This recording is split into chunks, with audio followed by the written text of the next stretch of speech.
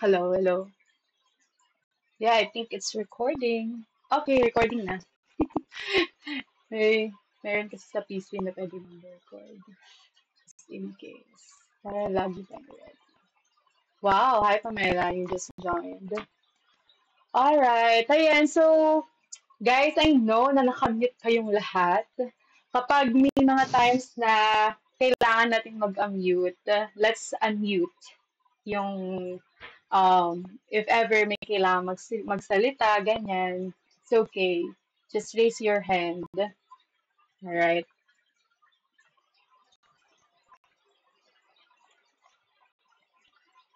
Okay, before tayo mag-start, di ba may chat box dito? Before tayo mag-start, guys, i-chat nga natin sa chat box yung pangalan natin and yung sa tingin mo, kung ano yung meaning ng name mo. Or ano yung meaning ng nickname mo. Alam ko naman na siguro for the past years, na-search nyo kung ano ba ibig sabihin ng pangalan niya. Sige, i-chat nga natin sa sa chat box.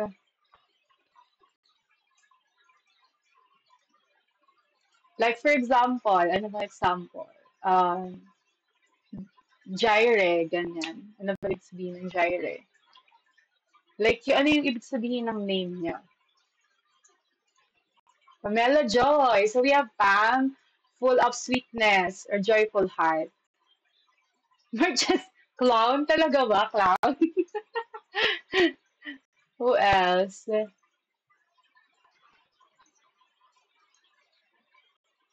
Wala na ba? Angelo, Angel. Wow. Jaira, God enlightens. Who else?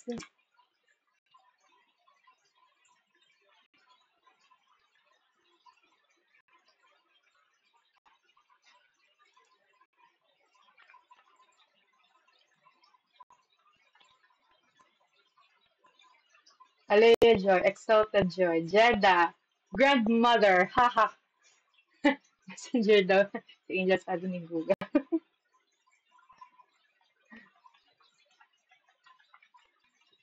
Who else?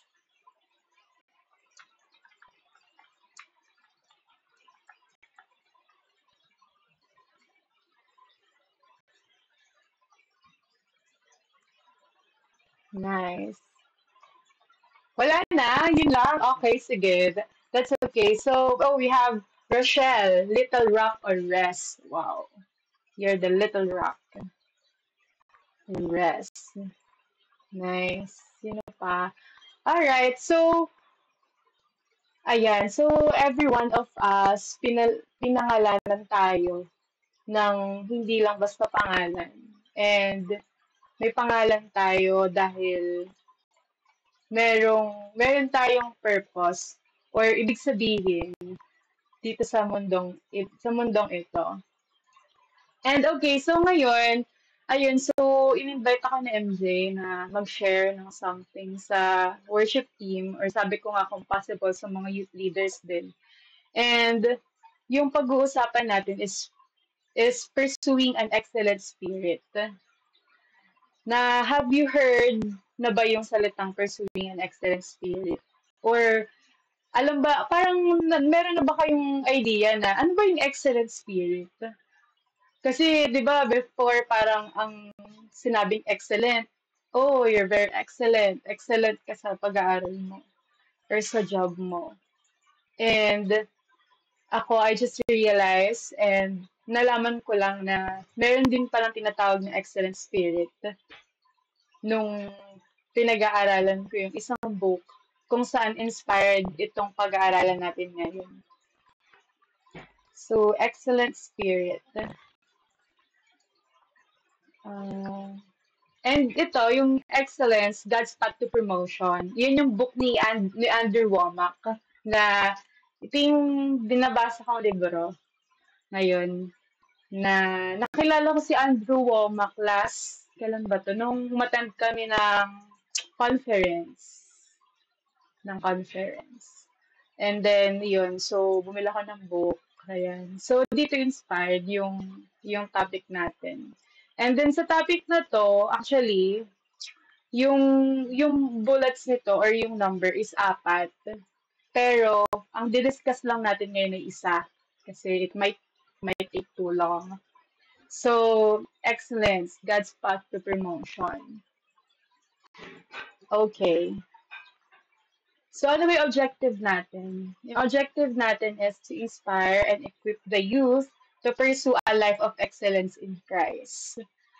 Ayun. So, syempre, kung sa bawat pag-aaral natin o sa work natin, we have an objective. Like, for example, objective ko na maging cum laude ako, na maging magna cum laude ako.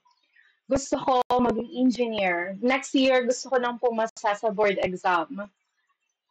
Gusto ko na maging engineer RM, for example.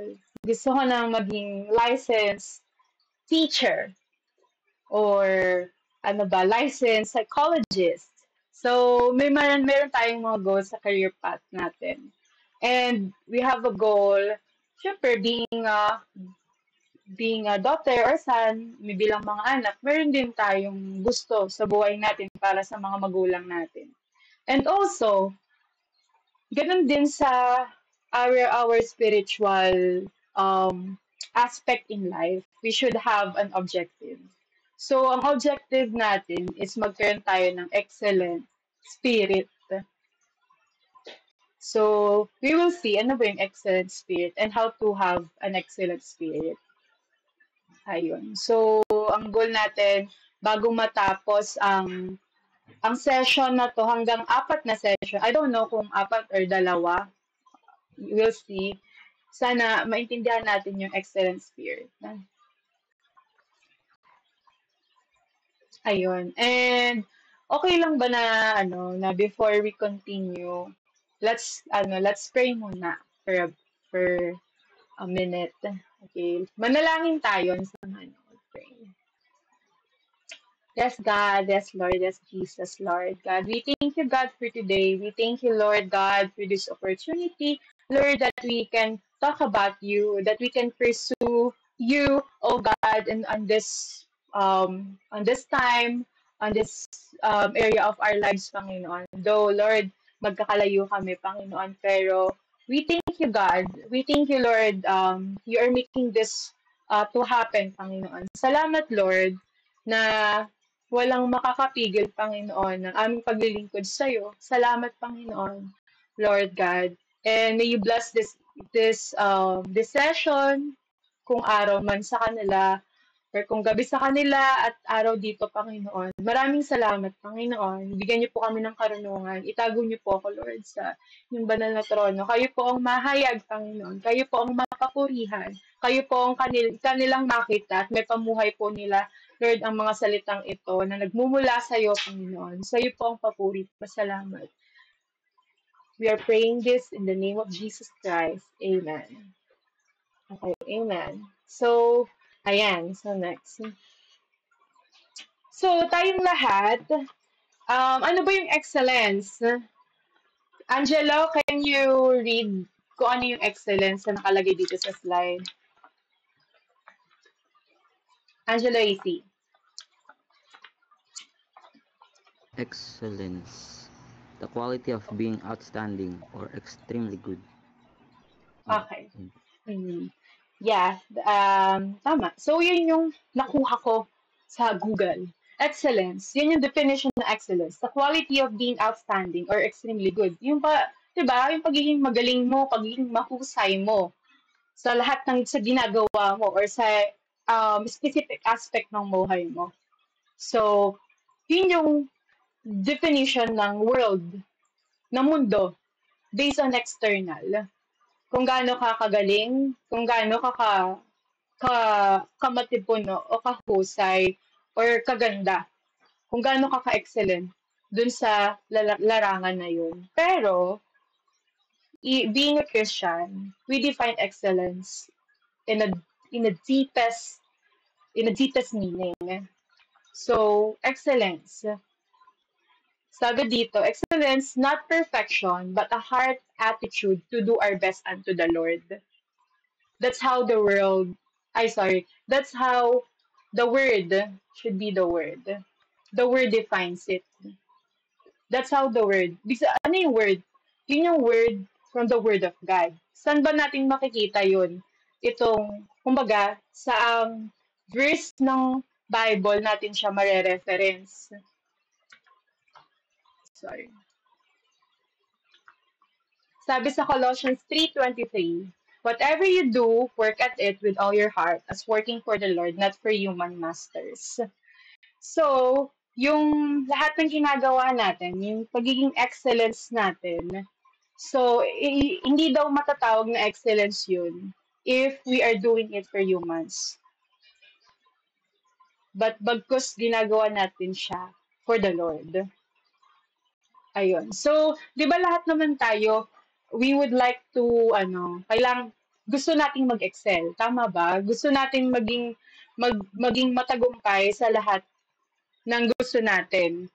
Like for example, dun sa mga taong nag-take ng exam, sa mga estudyante na nag-take ng board exam ng LPT, 'di ba? That's something na you could say that you excelled on that aspect. Talagang naging mahusay ka doon. And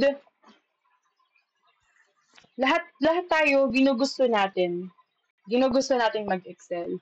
And guys, 'di ba familiar kayo sa ano ba 'yun sa parable of talents? Diba, yung parable of the talents na bawat isa kanila binigyan sila ng mga talents. And kung mapapansin nyo, hindi lahat pare-pareho ang ginawa sa talent na binigay sa kanila. Tama? One of them, talagang minultiply niya kung ano yung meron siya. Hindi niya tinago lang. Hindi niya in-stack lang somewhere. Pero, ano ang ginawa niya is try to multiply it. Diba? Kumbaga, iba-iba ng way. When God gave you something, it really depends on you how you would like to multiply it. And doon, yung mga faithful servants were promoted to take on greater responsibility. Di ba napapansin nyo na yung, for example, yung mga manager, like, for example, employee ka, sa call center, you're just taking calls. You're taking calls, ganyan. Pero once promoted ka as a supervisor, for example, now you are handling the whole team. You're supervising them, kamusta na yung stats nila, ganyan. And once promoted ka as a manager, you're managing their performances, their KPIs, yung mga ganun. So once na parang nakita nila na you are parang tawag dito, ka-promote ka or talagang nakita nila na you are top performer. Kahit sa ministry natin, 'di ba? Kapag nakakakitaan ka or nagmo-manifest sa'yo, pinamumuhay mo yung tama at yung buong paglilingkod mo sa Panginoon, you will be given more responsibility. And sometimes giving more responsibility, meaning to say that na katiwa-tiwala kang maglilingkod or employee kung sa company man. 'Di ba? Yun yung pero yung mga unfaithful servant or hindi pinagbuti, hindi sila nabibigyan ng ganun. So, kung sometimes baka ma-feel nyo na masyado ng maraming responsibility, yes, it's a good thing. Don't take it as na bad. Ibig sabihin, there's something in you na merong mabuti sa inyo na nakikita kung bakit kayo pinagkakatiwalaan ng ganun. So, and kumbaga parang, it's really a process. It's really a process yung pagbigay ng mga responsibility or pagkakaroon ng promotion. And yung success or failure is not automatic eh. Naniniwala ba kayo na yung success tsaka yung failed, hindi siya automatic. they were determined by the choices. It's really a choice kasi yung servants, pumili sila, 'di ba? Pumili sila kung ano yung gusto nila. So if God created every person, 'di ba? Sabi ng Lord na God created every person for greatness. Pero mapapatanong ka, bakit hindi naman lahat successful? Bakit hindi naman lahat nag-excel? Bakit nga ba? Kasi syempre, God gave us free will, free will. Binigay na ng Lord kung ano yung dapat nating ma-receive. But it's up to us kung paano natin siya ipahalagahan o gagamitin. Yun. So, ano ba sa Bible yung saan daw nang gagaling yung promotion? Kung na-promote ka man sa work, nakapasa ka man sa exam, nakagraduate ka man, it's really from the Lord. Sabi sa Psalm 75:67, no one from the east or the west or from the desert can exalt themselves. It is God who judges. He brings one down, he exalts another. Ibig sabihin lang nito na ang Panginoon ang nagtataas sa atin. Ang Panginoon na nagbibigay sa atin ng favor para marating mo kung nasaan ka ngayon. Kung dati estudyante ka, ngayon you're working o kaya na you're owning a business.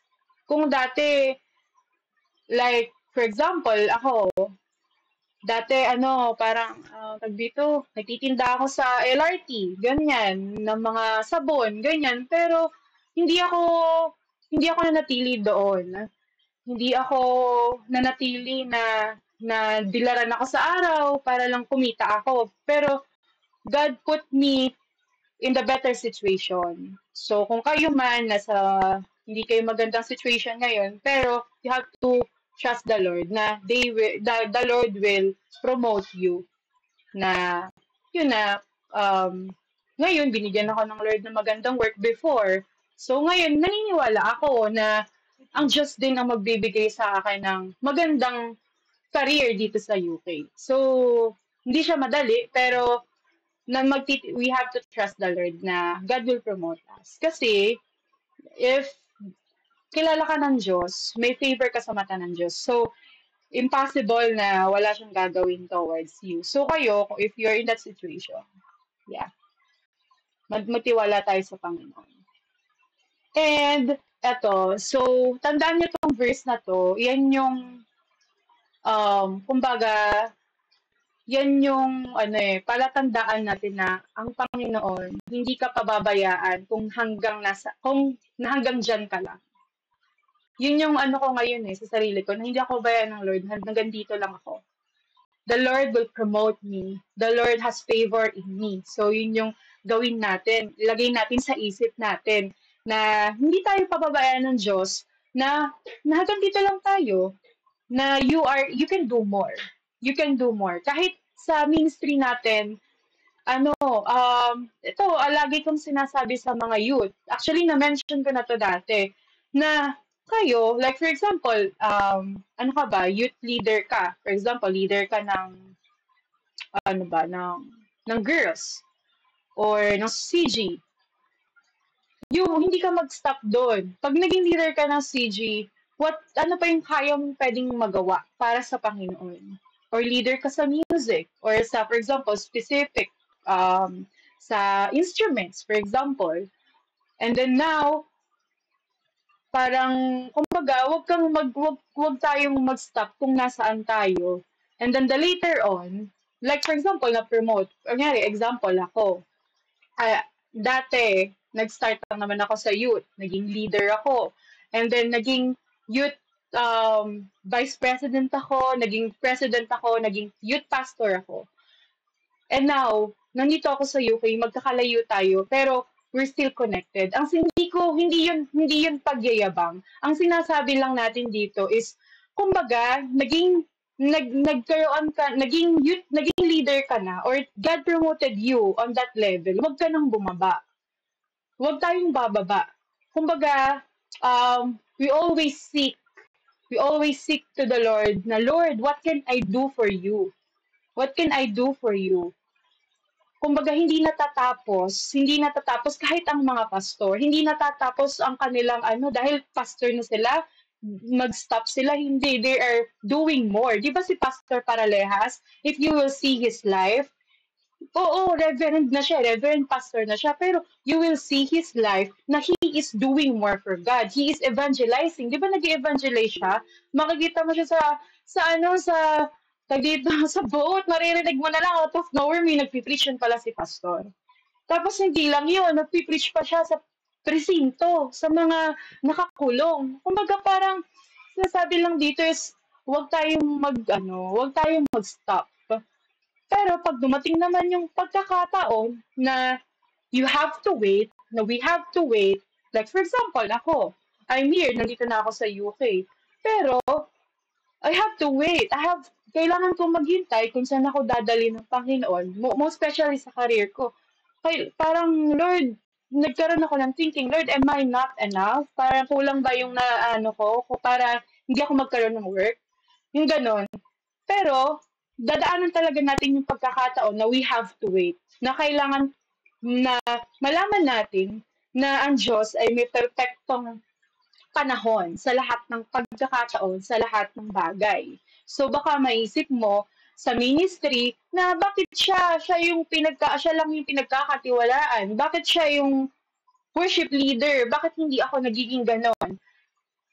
Tandaan mo, nakikita ka ng Diyos. Nakikita ng Diyos kung ano yung ginagawa mo sa ministry mo. Though it's small or big or kung gaano man kalaki ang nakakakita or kung kahit ikaw lang ang nakakakita, hindi yun eh. Diyos ang tumitingin sa puso. Sabi ng Lord, it's in the heart. It's really in the heart. So, okay, let's proceed. And dito, sa pag-uusapan natin, there are 4 people, inspiring people that we will witness. Di ba, meron akong pinabasa, I don't know kung nabasa nyo yung Book of Daniel. Kilala nyo, di ba, si Daniel, Hananiah, Mishael, and Azariah. Maybe familiar, maybe not, kasi that's their Hebrew's name. Hebrew's name ni Hananiah, Mishael, and Azariah. Pero sino ba sila? Sino ba sila? Sila ay galing sa ano ba? Sa line ni Judah.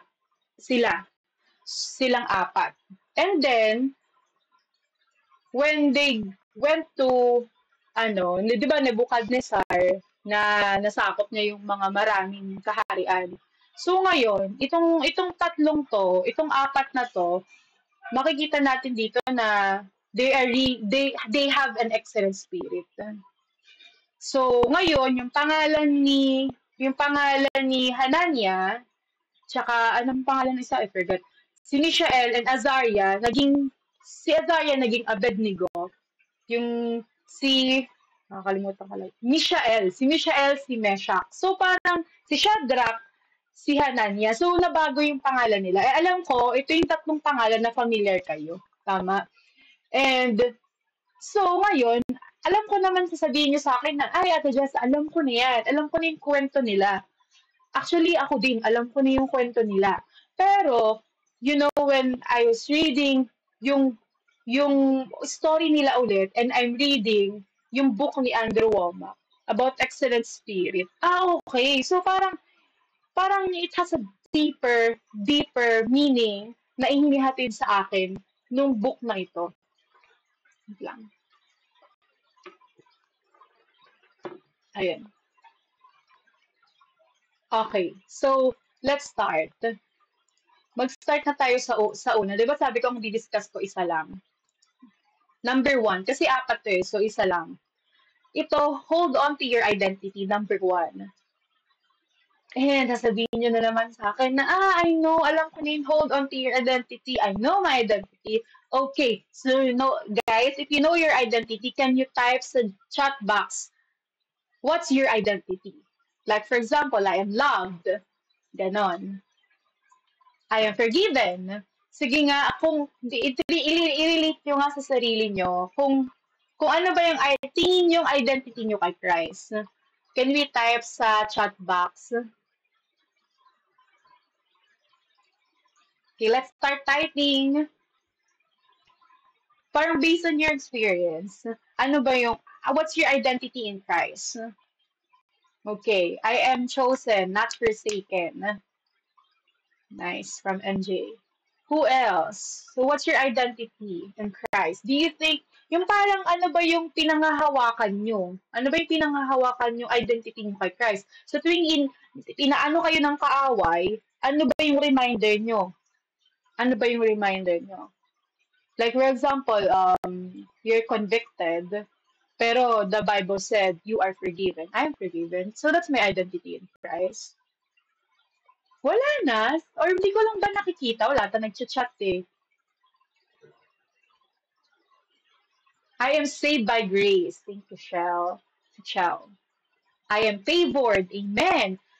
Alam nyo guys, while typing that, type it with declaration. I am saved by grace. I am chosen and not forsaken. Kasi ang dila natin is makapangyarihan yan. So every time you're saying something and you are declaring it, most especially, you're declaring it in the name of Jesus Christ, it is powerful because His name is powerful. So, ano lang, just kung ano yung sa tingin nyo, type it in the, on the chat box. Okay. So thank you. Ayan, I am His child. Amen. I am forgiven, loved, and redeemed. Very good. That's true. Amen. Yan. Kasi lahat tayo bilang Kristiyano, meron tayong ganyan. Meron tayong parang specific na ano ba yung parang always reminder sa atin ng Lord. Kasi for example, ako, I am fearfully and wonderfully made. Yun yung lagi kong ano sa sarili ko, I'm fearfully and wonderfully made. Yun. So, kumbaga, ano yung ano mo, pagkakilala, ano yung identity mo in Christ. Okay, so hold on. Number 1 is hold on to your identity. We will focus on that. Ayan. So, mag-focus tayo sa Daniel. Sa Book of Daniel, verse 1, ano na lang, buong chapter 1 ng Daniel. Hindi naman natin alam kung paano talaga paano na-obtain ni Daniel yung excellent spirit. But we will see doon sa chapter na yun, sa chapter 1 and 2, kung paano talaga pinopromote ng Lord ang isang tao. I know if you have already nabasa nyo na to, magkakaroon na kayo ng idea.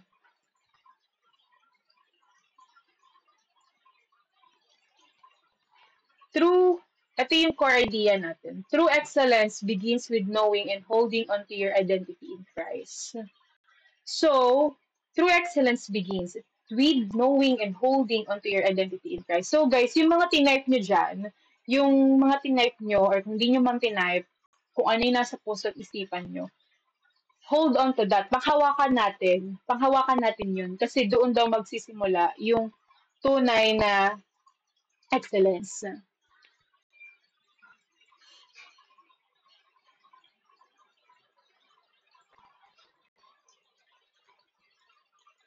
And doon sa okay, sorry.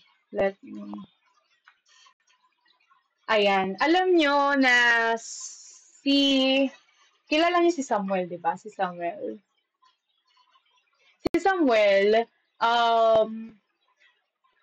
meron siyang gustong i-promote na ano ba? Na i-anoint na hari. Ay, prophet pala si Samuel, if I'm not mistaken. Pero, si Samuel, parang tempted siya to anoint a man as a king na based on his appearance, based on looks, kung ano lang yung nakikita. Kung ano lang yung nakikita outside. Pero, ito reminder din to sa mga leaders, sa ating lahat, na na sinabi ng Lord sa 1 Samuel 16:7.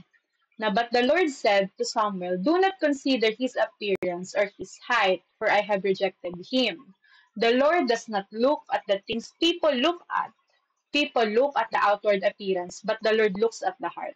So, ano ang sabi dyan? Hindi daw sa appearance. Saan daw tumitingin ng Lord? Sa puso. Sa puso tumitingin ang Lord.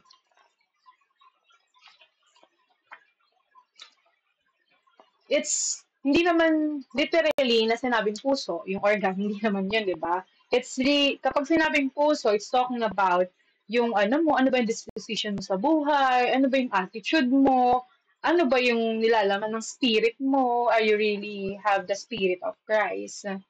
So, but by that time, kung ano natin, is inihahanda na si Daniel. Si David pala to be the king nung time na yan, nung gustong i-anoint ni Samuel yung stranger, walang pangalan. At hinahanda na siya. And David to be the king because he had an excellent spirit. That's just an example. Na sometimes na you will see, manonotice mo na merong mga ganong pagkakataon na po-promote sila. It's not just because of they have the true identity in Christ, but sometimes kung ano lang yung physical appearance nila. Kumbaga, hindi na-distinguish kung ano talagang nasa loob ng puso nila. Okay, so, sa tingin ninyo, when do you think the true identity comes in? Paano kaya nakikilala yung totoong identity mo? 'Di ba? Ang totoong identity, nakikita siya every time na meron kang pagdadaan ng pagsubok sa buhay. So, yung having an excellent spirit, to obtain the excellent spirit, sometimes you just have to go through the circumstances. Yung mga pagsubok mo sa buhay na nararanasan mo. And it's too many challenges in life to mention. And 'di ba, minsan pag we're struggling or naghihirap tayo, parang ang hirap paniwalaan kung sino talaga tayo. Kung ano ba talaga tayo, parang minsan, Lord, may favor ba talaga ako sa mata mo? Bakit I kept failing my exams? Bakit hindi ako pumapasa sa board? Bakit bakit uh, bakit pakiramdam ko I'm still hindi pa rin ako forgiven? Parang bakit may nagko-convict pa rin sa akin na hindi ako karapat-dapat? Yung mga ganun. So, lalo na yung mga tao na warrior. And ako, guilty ako na talagang sometimes na I worry too much. Kasi ako yung taong parang yung bang isip ko is masyadong advanced. At dahil masyado kang advanced, kung ano-ano na yung mga iniisip mo na hindi pa naman i-worry, hindi pa naman dapat isipin. So, ngayon, kumbaga minsan nagkakaroon ng bahid yung yung pananampalataya mo sa Panginoon. And dito makikita natin sa Book of Daniel kung paano nagkaroon si Daniel at yung tatlo niyang kaibigan nagkaroon ng excellent spirit and how they hold on their identity. Sorry. Okay.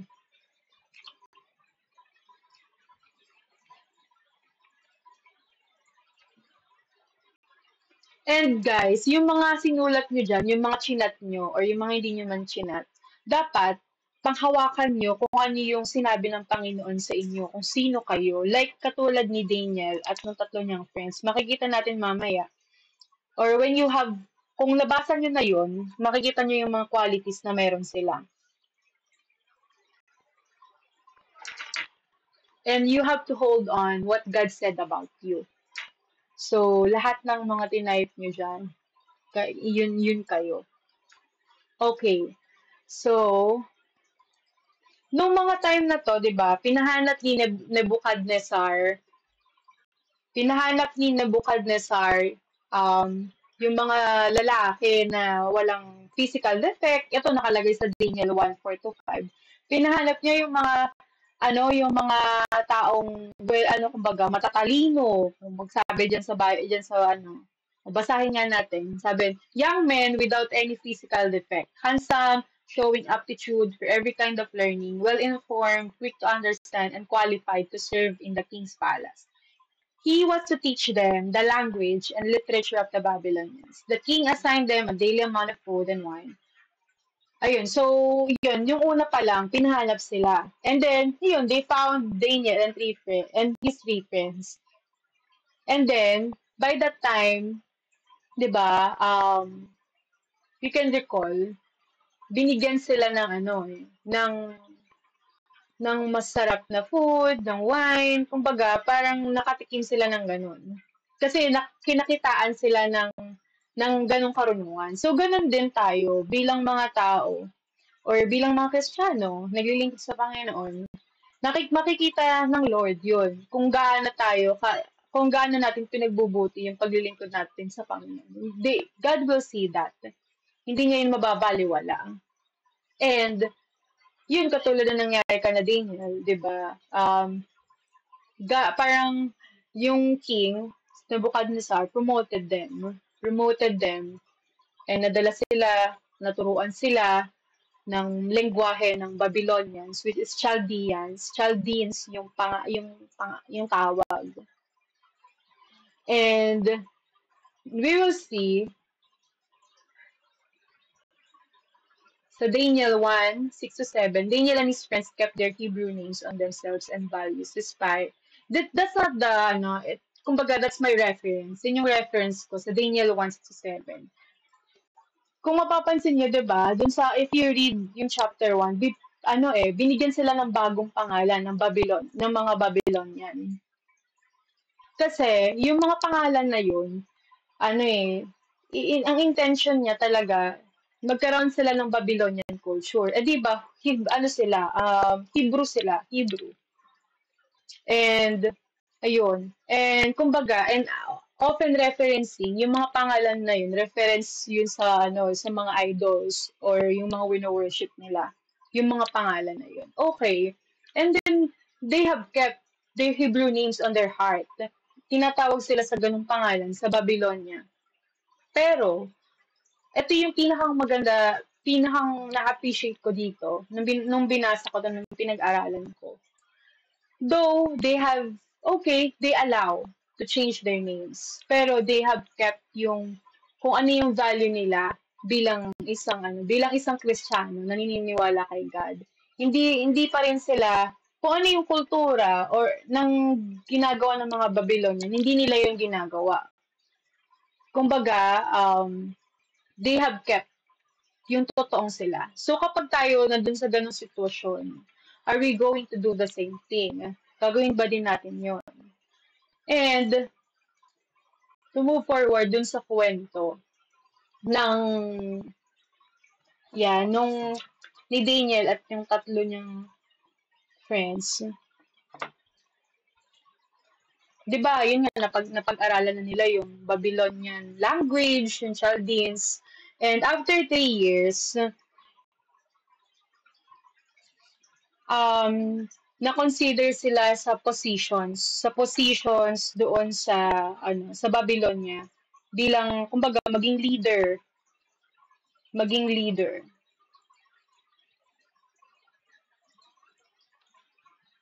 And they refuse to change the way they saw themselves and making an impact on the man that charged them. Okay, so parang ikwento ko lang. Itong mga panahon na yan, gusto ng hari ni Nebuchadnezzar na kumain sila ng mga royal meat, ng wine, yung mga pagkain ng hari. Pero, bilang Hebrew kasi, bawal sila doon. Oh gosh, you're call and speaking. parang ano, bawal sila sa ganung pagkain. Bawal sila sa meat ng ano ng Babylonian, yung mga ganung meat. So ikaw, syempre as a katulad nila, are you going to eat those meal? Hindi naman yun align sa kagustuhan mo, Lord, sa iyo. Gagawin mo ba yun? So ganun din tayo sa buhay natin. May mga bagay na idinidikta ng mundo sa atin, pero hindi naman yun align sa salita ng Lord, hindi naman yun yung pinag-uutos niya. So, susunod ba tayo doon para mag-fit in tayo sa mundo nila? 'Di ba? So, ngayon, pero ang maganda sa ginawa ni Daniel, dahil si Daniel kasi matalino eh. Ang ginawa niya, hindi niya kinausap niya kinausap niya yung in charge doon. Nakiusap siya na, kasi nga bawal sa kanila yung ganito. Pero sabi nung ano na, hindi. Kasi siya mapuputulan daw siya ng ulo. Pero, so ang ginawa ni Daniel, kinausap niya yung parang assistant ba nung in charge. Sinabi niya na gano'n na binigyan niya ng logic yung tauhan. Sabi niya, tingnan mo, uh, parang i-test sila ng 10 araw. Ang ibigay lang sa kanila, vegetables at tubig. Tingnan natin kung ano ang kakalabasan. So ngayon, after 10 days, ang nangyari sa kanila, yung apat, nagkaroon sila ng magandang physically fit sila, pero yung iba hindi. So, by that time, makikita natin yung parang difference nila. So, ang sinasabi lang dito is, kumbaga, makikita natin kung paano pinanindigan ni Daniel yung pananampalataya na meron siya. Kung ano siya kay Christ. So, tayo ba? Paano natin pinaninindigan yung kung sino tayo sa Panginoon at hindi tayo magko-compromise?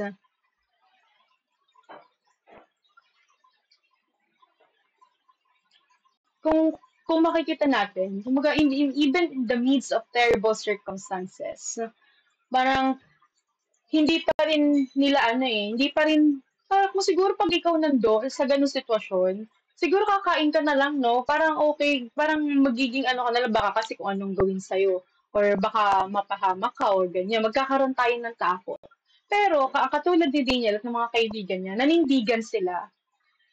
Kahit na, yun yung halimbawa na kahit na may mga pagkakataon or circumstances tayo sa buhay, katulad nila, hindi sila nag-compromise or pinanghawakan nila kung sino sila. Kung sila ay Hebrew, di ba? Pero, ang nakakatuwa pa doon, dahil pinaninindigan niya na siya ay na ganoon, na pinaninindigan niya yung kalooban ng Lord, ang nakakatuwa pa, naka-inspire pa siya. Kumbaga, nagkaroon siya ng impact doon sa naglilid dun sa in charge, 'di ba? Kasi nabago yung ano niya eh. Nakita niya na oo nga. Kumbaga ganun din tayo na every time na pinapakita natin na nanindigan tayo sa Panginoon, people will see that and people will realize it. Kahit na hari pa o kahit sino pa, mataas pa, makikita nila talaga kung makikita nila yung kaibahan natin sa sa mundo sa ganon. So, ayun.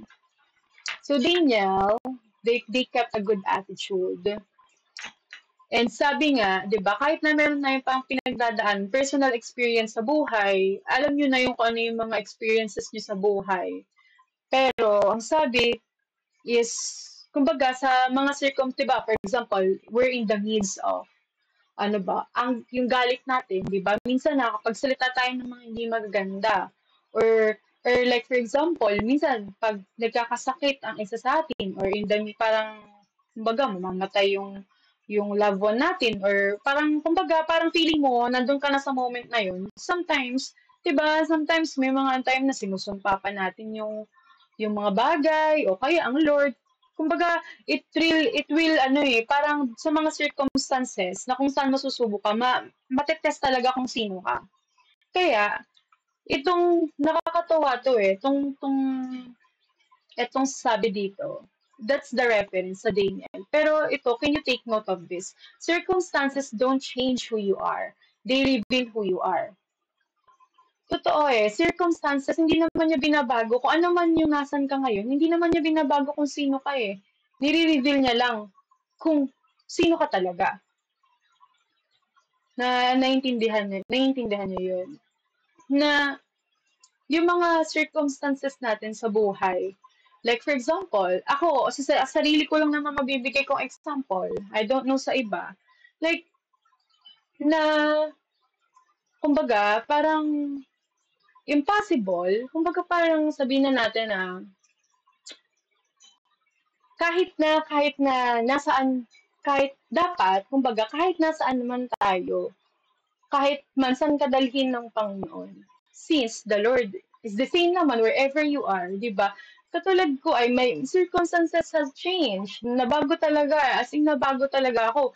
Parang hindi ako kumbaga hindi naman ako sanay sa ganitong culture ng ibang bansa. Pero I have to adapt. And I have to minsan katulad ng lalo na paghahanap ng career, parang parang sometimes ma-discourage ka, pero salamat sa Diyos kasi binibigyan niya ako ng hope. Binibigyan niya ako ng pag-asa. And talagang marireveal kung sino ba talaga ako. Magtitiwala pa rin ba ako sa Panginoon? Kung ganito yung situation ko. Ganun din sa inyo. Are you going to still to believe in the Lord kahit na may mga pagkakataon na nahihirapan kayo sa buhay? Magtitiwala pa rin ba kayo? Like for example, ano ba? For example,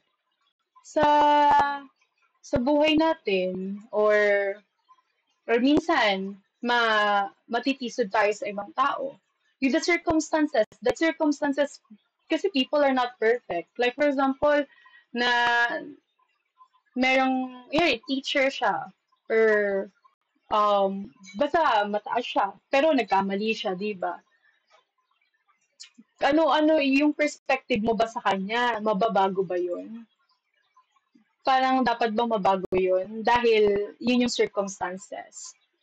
Dapat, as a Christian, we have to stick on our faith in the Lord. Mag-focus lang tayo sa Panginoon. Sana yung mga ganong circumstances won't change us. Kasi they reveal who we are in Christ. So, like, kunyari ako, ganito yung pinagdadaanan ko ngayon. I'm in the waiting season. So, parang mag-ano na lang ba ako? Malulose hope na lang ba ako? Should I ask my word to the Lord? Ganon. So, kapag ganon ako, ibig sabihin, parang yun pala talaga yung pagkatao ko. So, parang nakakalungkot, di ba?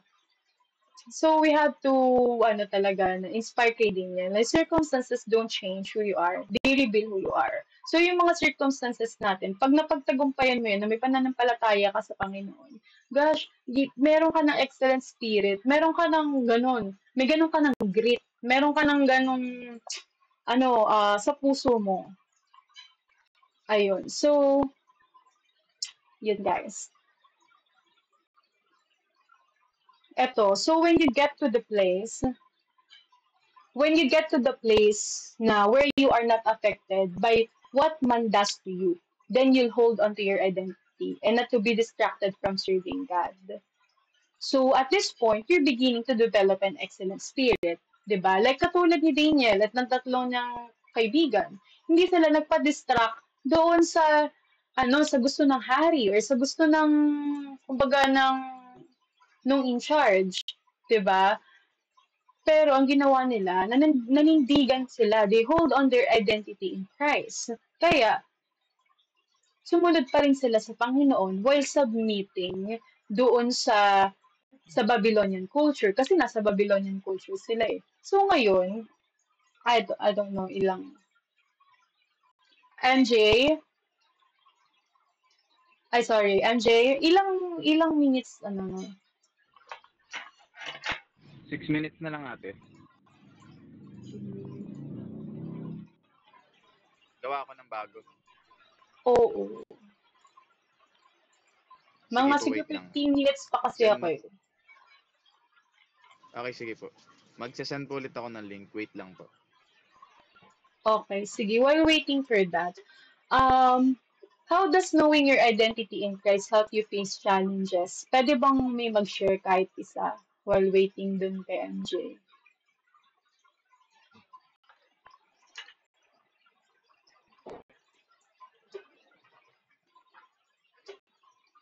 Baka mayroon gustong mag-share sa inyo. Parang paano nakatulong yung Word of God o yung identity nyo sa Christ to face the challenges? Baka may gusto mag-volunteer. Kahit very short example lang.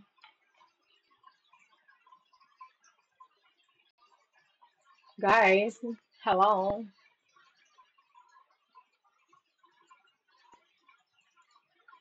Sino ba? Magtatawag ako.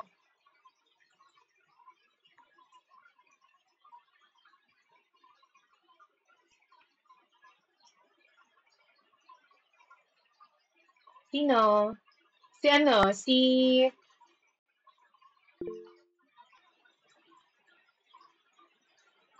Newgen. Ayan o, kakaiba yung name. Si Newgen. Sino yun? Si Mumat? Madami po sila dyan, ate. Oh, okay. Sige. Diyan sa group na yan, can you share? Ayan. Isa sa inyo mag-share. Ano yung parang nung nalaman niyo yung identity niyo kay Christ, paano ito nakatulong sa pagharap sa sa struggle sa buhay, sa challenges sa buhay? Kahit ano lang, maikli lang.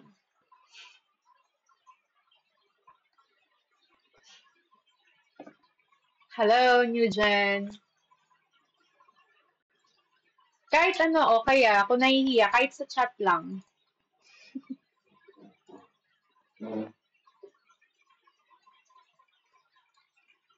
Tatapos ng 5 minutes.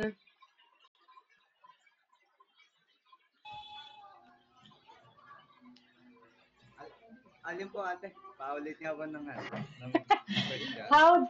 How does knowing your identity in Christ help you face challenges? Kung baga, paano daw nakatulong yung dahil alam mo ang identity mo sa Panginoon, kung sino ka sa Panginoon, paano daw ito nakatulong sa pagharap mo sa challenges mo sa buhay? Sa mga problem mo sa buhay, paano daw nakatulong?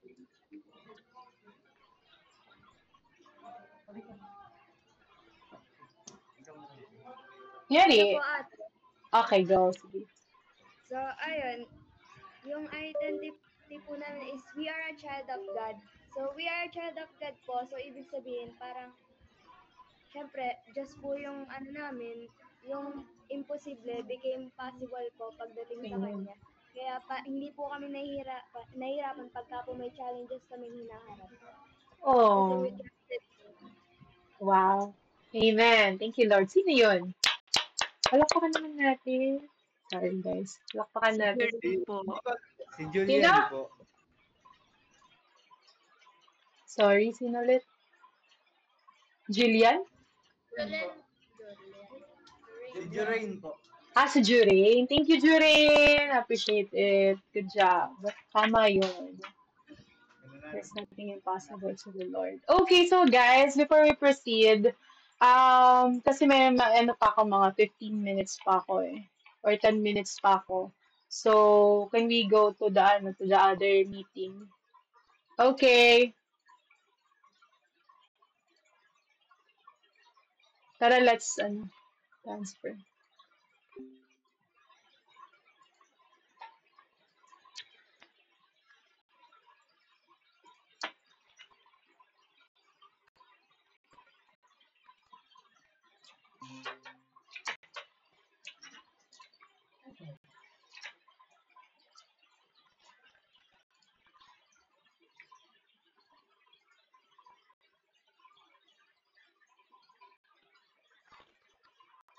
Let's wait for for saglit na lang.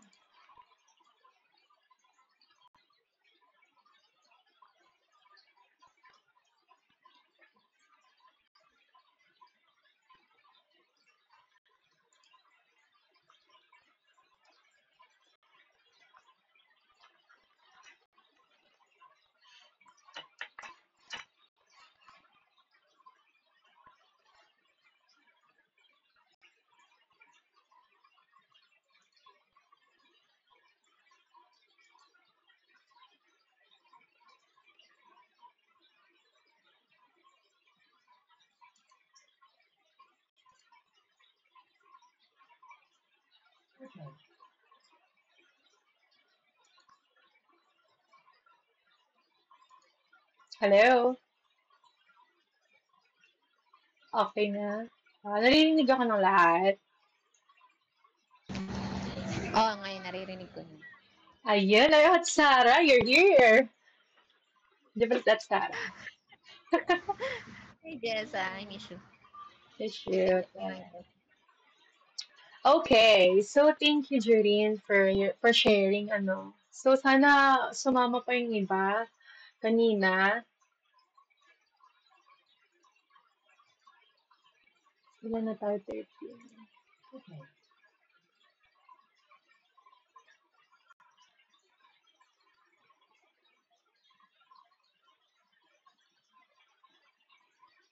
Okay, so, guys, kumbaga, to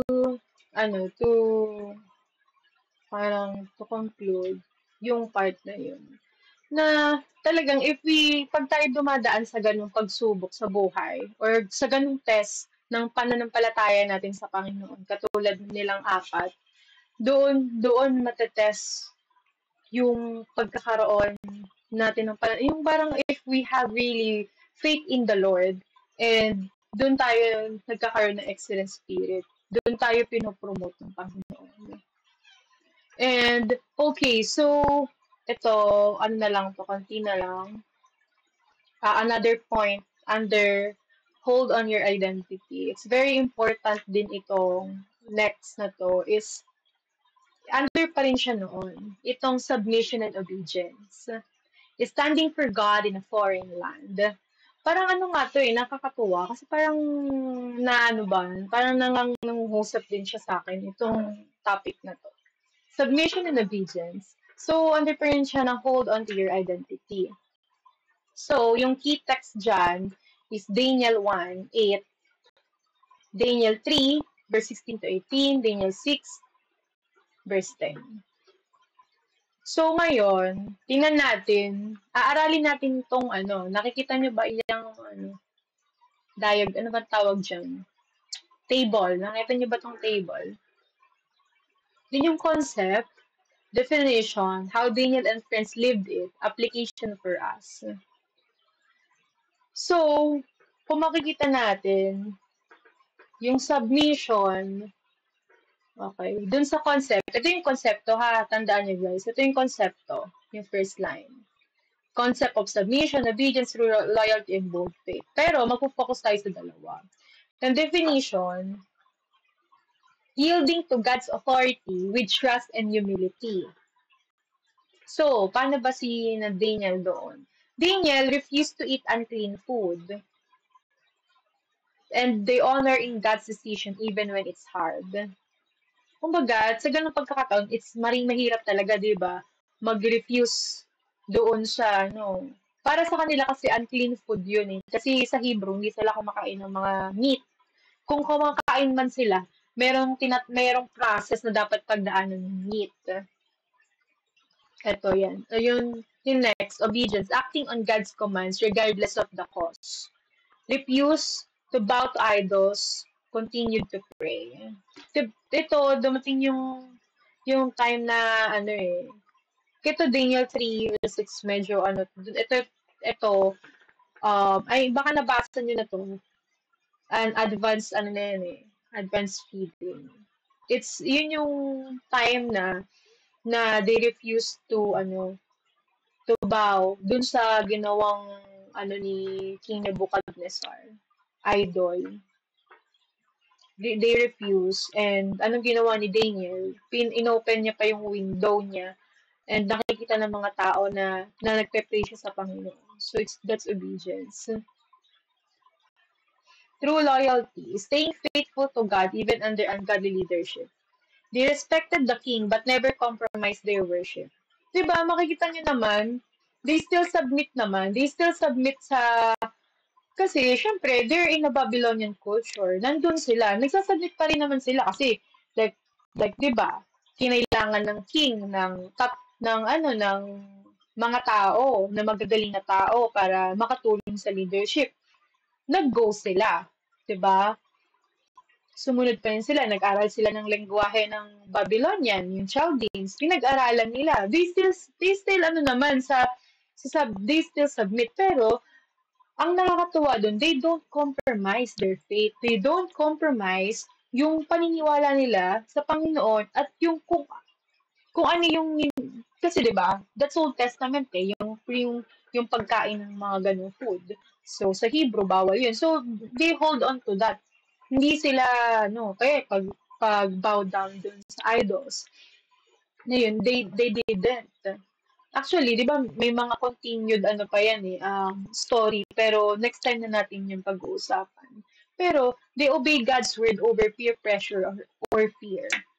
'Di ba tayo sometimes tanungin natin yung sarili natin, nakaka-obey ba tayo sa Panginoon kahit na merong fear, yung takot, or merong peer pressure. Ano ba yung peer pressure? Yung mga ini-expect ng tao sa'yo.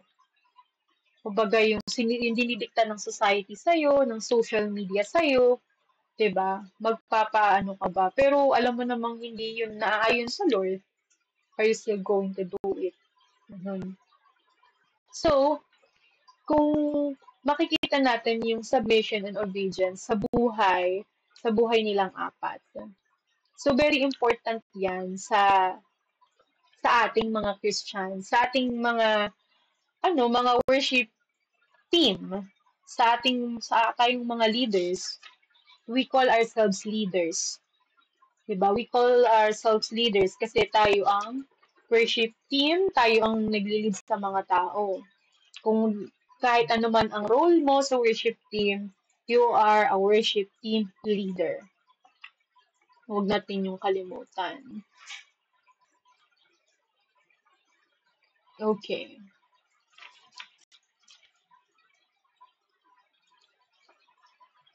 Kung makikita natin na talagang si Daniel and friends chose to obey God rather than man. And they did it with a good attitude. Yung bang parang kahit na alam mo yung you are still submitting to them.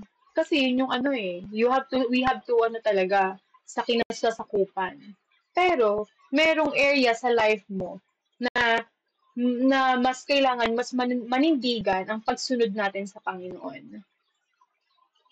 Yung, kumbaga, yung paninindigan mo sa Panginoon. Yun yung matetest din sa atin.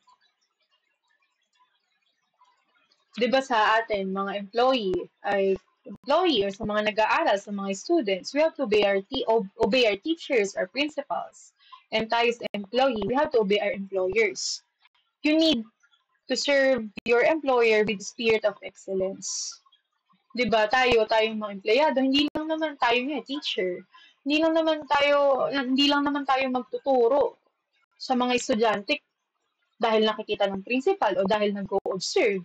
Diba? Diba mga teachers? Alam mo yung mga teachers dito, we are teaching, ginagawa pa rin natin ang trabaho natin, pagtuturo ng maigi sa mga bata. Kasi, hindi naman tayo nagtuturo dahil lang para makakuha tayo ng sahod. Diba? Hindi lang naman natin employee, hindi lang naman natin ginagawa ang trabaho natin dahil makakuha tayo ng sahod. Ginagawa natin ng tama at ng mahusay ang trabaho natin dahil may Diyos tayo. Dahil alam natin na ginagawa natin ang trabahong ito, hindi lang para sa ating pamilya, kundi para sa Panginoon. Dahil sabi nga, whatever you eat or drink or whatever you do, do it all for the glory of God. Sabi din sa Colossians 3:23 kanina, 'di ba? Na whatever we do talaga, we do it with heart. Do it for the Lord, not for the man. So, kahit kung gusto natin ng magkaroon tayo ng excellent spirit or magkaroon tayo ng promotion sa Panginoon, we have to maglingkod sa Panginoon ng mahusay, ng hindi tira-tirang oras, ng hindi tira-tirang energy. 'Di ba? Na kumbaga paglaanan natin ng panahon ang paglilingkod sa Panginoon. At kasi itong inaaral natin, ang nakakatuwa dito, hindi lang siya applicable sa ministry natin, it's applicable siya sa daily lives natin. So, we have to find our identity in Christ. And wag natin i-compromise or i-surrender yun. Nang dahil lang para mag-fit in tayo. Like for example, yung boss natin, di ba? Or yung principal, or or may magulang. For example, kasi may mga magulang naman, though I'm not saying na may yung magulang natin yun, pero may mga magulang na sometimes sinuturuan nila ang mga anak nilang gumawa ng masama. Like for example, di ba may mga magulang na inutusan ang mga anak nilang magnakaw, or tinuudyo ka nila yung anak nila na gumawa ng masama. Pero ikaw bilang isang Kristiyano or ikaw bilang ikaw, meron kang free will, meron kang panindigan. So, kumbaga, though ang ano ng example na yun, pero ang sinasabi ko lang is manindigan tayo sa kung ano yung gusto ng Panginoon. At hindi sa kung ano yung gusto na nakakataas pero mali naman. Yung kung makikita nyo, yung kay Daniel, tsaka sa mga kaibigan niya, since kasi nasa under sila ng Babylonian, sumunod sila, okay, napalitan yung pangalan nila, nag-aral sila ng lengguwahe, they're still serving there, pero yung kung ano yung against sa mata ng Panginoon, di ba, hindi nila yung ginawa. Yun yung pinakang maganda doon. So, ganun din tayo. Matuto tayong we should know when to submit, when to obey. No? Tayo, isipin natin na, kapag ginawa ko ba to, tama ba to? Am I still submitting to the Lord? Am I still obeying God? Katulad ngayon, di ba? Meron sa atin na hindi naman, tawag ito, I know, and everyone knows about politics. For example, we have the president. For example, ikaw, gusto mo yung presidente, pero may iba na hindi naman gusto yung president. Pero, syempre, dahil ang nakakasakop sa atin sila, we have to obey or we have to submit to sa mga batas nila. Pero, ikaw bilang sa sarili mo, kailangan alam mo na ito ba na specific na gusto nila is makaka-compromise sa pananampalatayang sa Panginoon. Yung ganon. So, ganon natin siya i-identify.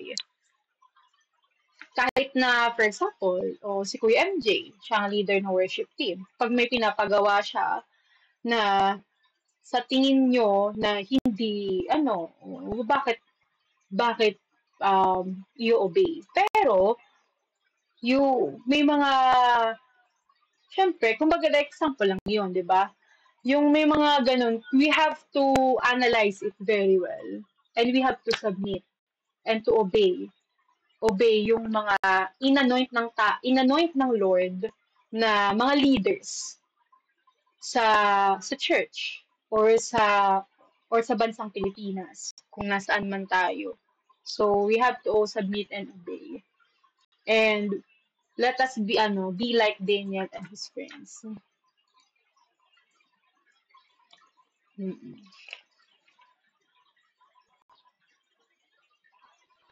So, magagawa lang naman natin itong mga to kung meron tayong personal relationship sa Panginoon, kung close ba tayo sa Panginoon, di ba? Eto, submission is heart surrender. So, are we surrender? Our heart surrender to the Lord? So, surrender ba yung puso natin sa Panginoon? Guys, biruin mo, they accepted the Babylonian names, sina Daniel, and si Shadrach, si Meshach, Abednego. Pero, but never changed their God. Hindi sila naging katulad ng Babylonia na sumasamba sa Diyos-Diyosan. Diba? So, you can be in the world, tandaan, you can be in the world but not of it. Hindi tayo, nasa mundo tayo, pero hindi tayo namumuhay katulad ng mga tao na nandito. Yun. So, next, obedience is action-based on God's word. Alexa, stop. Sorry, ginagaya kasi ako. Okay, obedience is action-based on God's word. So, yung obedience is it's an action based on God's word. So, when we obey, tatandaan natin na when we obey God or someone else or our parents, our president in the Philippines, or our youth leader, our worship team coordinator, it should be based on God's word. Mas maganda talaga na nagbabasa tayo ng word of God. So we know kung ano yung i-obey natin. And we have to respect them. You know, we have to, magkaroon tayo ng respect sa kanila, sa mga nakakataas sa atin, sa mga namumuno sa bansang Pilipinas, church, or sa school. Yun. And, di ba, sina Daniel and then the three friends, they didn't eat forbidden food. They refused to worship idols. And then, di ba, Daniel kept praying. Di ba, binuksan niya pa nga yung window niya. Even when, marami nakakarinig, yung ganun, bawal yun. Pero, nagpatuloy pa rin siya kasi yun yung according sa Word of God, in line sa Word of God. So, si God really honors submission and obedience at the same time. Diba? Submission and obedience. So, God gave them wisdom kay Daniel. And God protected them in fire and lions den. Their obedience influenced kings and nations. Though, we're not talking about that. So, yun, we're about to finish na. No, yun. So, topic natin yung next week. So, next month. And, so, Daniel and his friends weren't obedient because it was easy. Dahil hindi lang sa madali. Kasi actually, mahirap nga eh. Mahirap nga yung sitwasyon nila. Pero, naging masunurin pa rin sila sa Panginoon. So, lagi natin tatandaan, lagi natin itong isa puso at i-take note. Submission starts in the heart and obedience shows up in choices. Submission starts in the heart and obedience shows up in choices. Okay. Please take note of that. Na lagi natin tandaan na ang pag-submit sa Panginoon ay nagsisimula sa puso. At yung obedience, nakikita natin yun kung sumusunod tayo, depende sa choices natin. Ayan. So, can you share your experience in life that you encounter submission and obedience at the same time? Meron bang gustong mag-share for kahit saglit lang?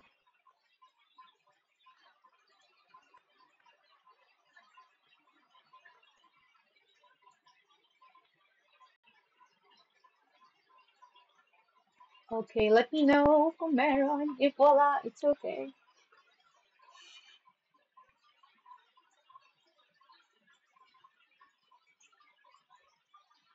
Okay. Okay, so, meron ba? Amen. What? Okay, ayun si Ate Jada. Okay, Ate Jada. Baka nahihiya pa kasi. Oo. Pero syempre, naman ako kasi lahat dito, mga youth ata po, no? Tama po? Kaya ako magsalita kasi, baka pagkakataon ng mga kabataan para mag-voice, no? Yun. Ang ganda po, salamat po sa Panginoon sa ibinigay niyang mensahe ngayong gabi. At thank you po sa mga Subay family na nabigyan po kami ng pagkakataon na makabahagi, no, ng na maka-join po dito sa ating mentoring po ba to? Ayun, so thank you po. Thank you po Ate Jessa sa share mo na ibinahagi sa inyo ng Panginoon. Gusto ko po i-share sa inyo yung una pa lang na tinanong pa lang po tayo ni Ate Jessa dun sa name, ano yung meaning. Sobrang na rin ako, nagkakaroon ako ng puzzle, bakit tinanong, ganon. Tapos, and then, pangalawa, binigyan niya ng identity kung ano yung natin sa Panginoon. And yun, nakikita natin as me, diba, you are a child of God, no, na binigyan ng pagkakataon ng Panginoon na maging anak niya dahil ikaw ay sumampalataya, Jeda, sa aking pangalan, nakilala mo ko at binigyan tayo ng pag-asa ng Panginoon na makatagpo at makilala siya ng lubos. And that time, maraming talagang circumstances na tinatawag tayo sa buhay, yung mga pinagdadaanan natin sa buhay. But, yun nga, kahit ano man yung mga challenges nating kinahaharap, just continue, no? Yung number one, yung trust pa din sa Panginoong Hesus na katulad nung ginawa ni Daniel, yung kanyang mga kaibigan, nandun yung pag-submit nila, yung pag-obey nila kay God. At the same time, talagang ipinakita din nung mga ito na kung paano kahit alam nilang mahirap yung situations na sa sitwasyon na ito yung gagawin mo, pero syempre kailangan mong mag-obey, kailangan mong mag-submit. At doon sa na yun, nagkaroon ako na reflection na pag may nilagay talaga yung Panginoong Hesus na mga leaders, no, na mga nakakataas, ganun. Kailangan pa rin natin na i-respect and then i-submit yung sarili natin, and we need to obey, no? Kasi napaka-importante yun, na hindi naman lahat kukunin natin yung bagay na yun, pero importante pa din syempre na yun nga, yung connect tayo sa word ng Lord, yung the word of God na sinasabi po ng Ate Jessa, na napaka-importante na nakakonect sa salita ng Diyos. Kasi sabi nga, obedience is action based on God's word. So, God honors submission and obedience. So, lagi lang po tayo piliin na sumunod, no? At kahit mahirap man po yung sitwasyon, lagi nating gawin yung nararapat para sa Diyos.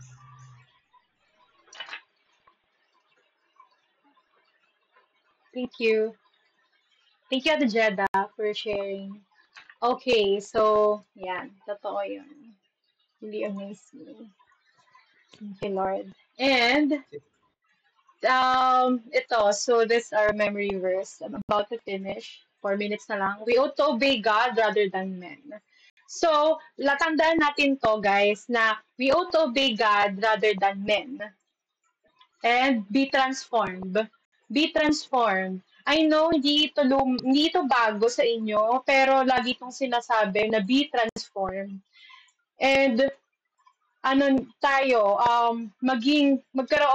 ng panibagong pag-iisip. We are already born again. We are already worship team. Bahagi tayo nito. And ina-expect sa atin ng Panginoon na we are living, na we offer ourselves as we serve in the ministry, that we are living sacrifice. Kasi totoo talaga, as we serve the Lord in the ministry, kung saan ng ministry, we are sacrificing for God. Talagang para sa Panginoon. Kailangan we are pleasing to God's eyes, and it should be, this is your true and proper worship, guys. It's not just about songs, it's not just about how you play and pluck the guitar, pero kundi ang sarili mismo natin ay isa ng worship sa Panginoon. If we are righteous, if we are totally talagang isinaayos natin ang buhay natin sa Panginoon. And we don't conform to the pattern of this world.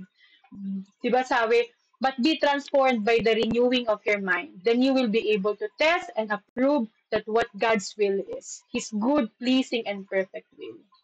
So guys, you have to renew your mind, Jessa, and kayo lahat. We have to renew our minds to what God's Word says about you. Remember talaga kung ano yung sinasabi ng salita ng Diyos tungkol sa'yo, yun ka.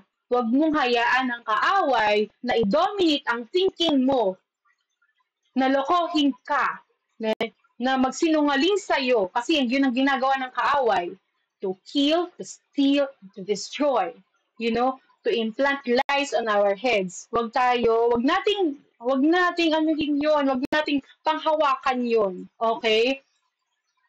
Hindi lahat tayo perfecto, pero we are in the process of being perfect. Do we believe that? Kasi ang gusto ng Panginoon, we have to be holy.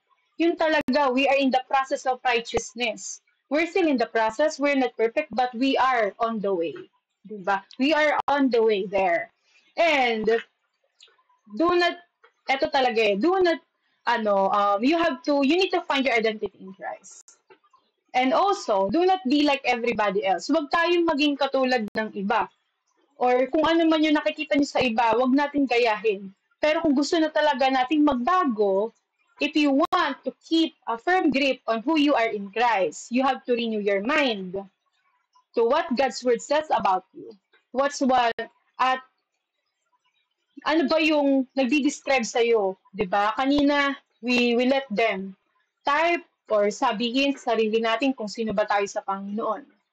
And the reasons, why, alam mo ba, bakit ang ibang tao, other people, quick to set aside who they are, kung sino sila sa Panginoon, bakit nila nakakalimutan yun sometimes, siniset aside nila? Because they haven't disciplined themselves to let the Word dominate their thinking. Word Word of God, not the world. Hindi natin, minsan, hinahayaan na yung salita ng Diyos ang mag-dominate sa isipan natin. Kasi sometimes we are full of worries. Paano ba to, Lord? I'm in the middle of situation. I'm in the middle of war. Nasa gitna ako ng pagsubok.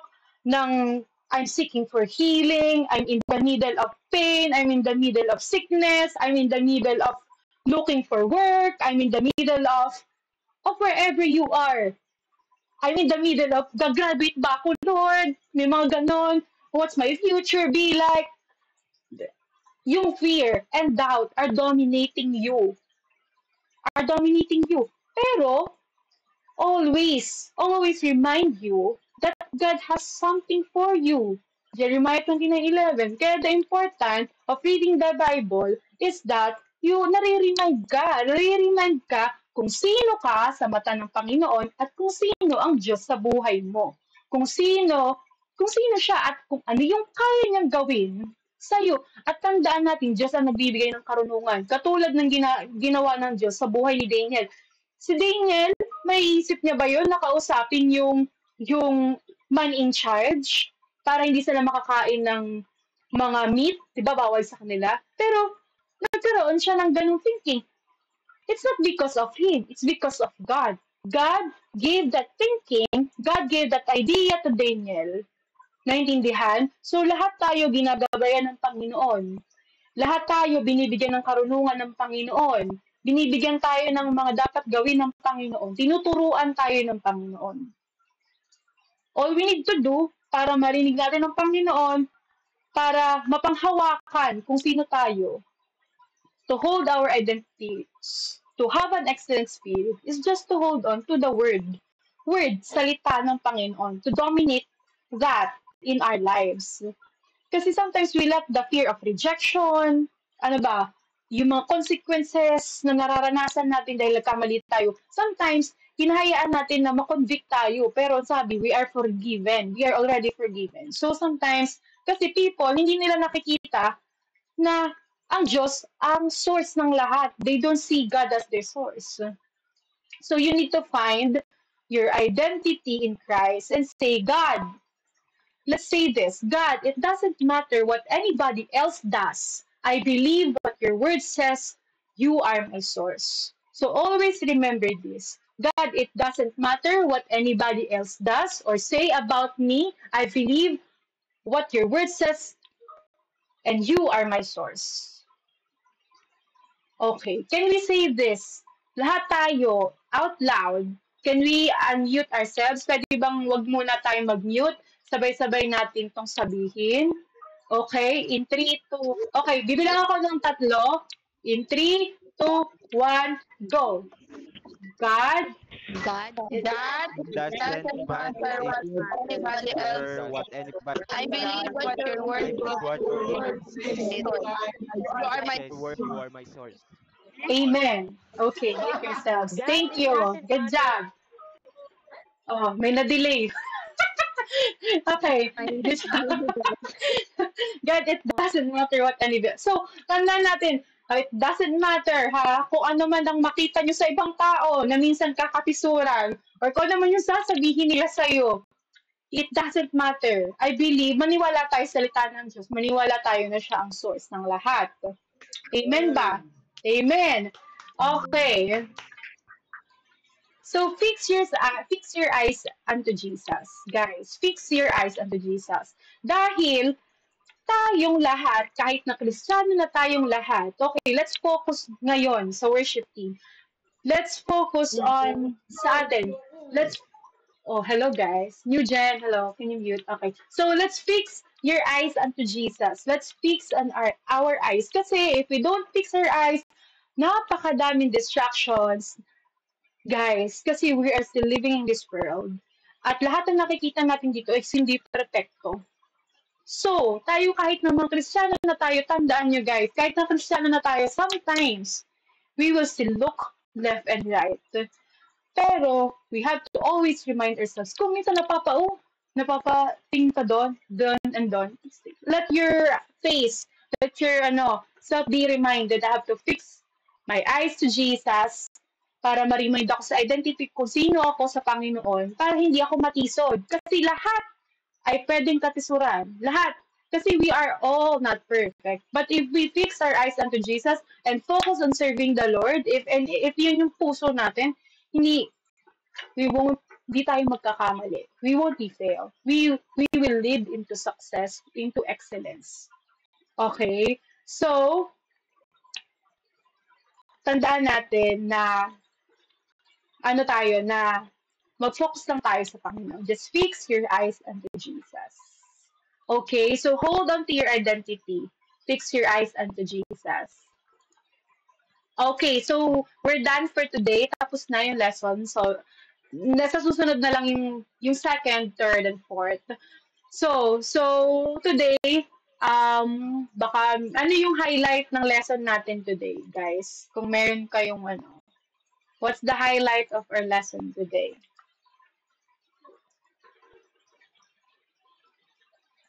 Sinong pwede dyan mag-share? What's that? Sa tingin mo, ano yung highlight ng lesson natin ngayon?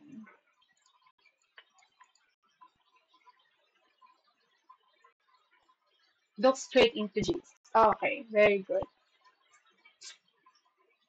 Anyone else?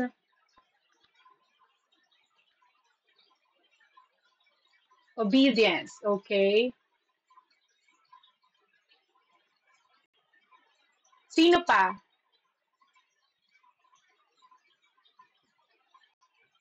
Pwede mag-unmute yung mga The situation reveals what you are. Okay. Baka may gusto magsalita.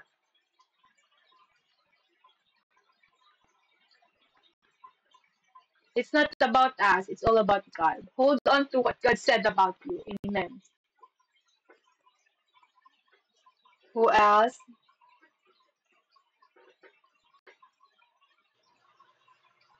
Fix your eyes unto Jesus.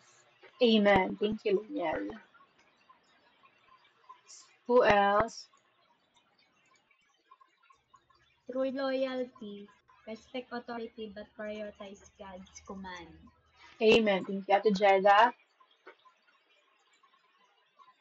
To inspire the heart of the youth. Amen. Oh, what else?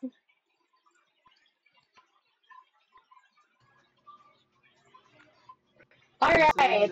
Sino? Okay, pursuing the spirit. Sorry. The excellence of spirit. Okay. Amen. Thank you. Sabi ni Micah, be deeply rooted in Christ, that every hard situation will only reveal the fruits of the Holy Spirit.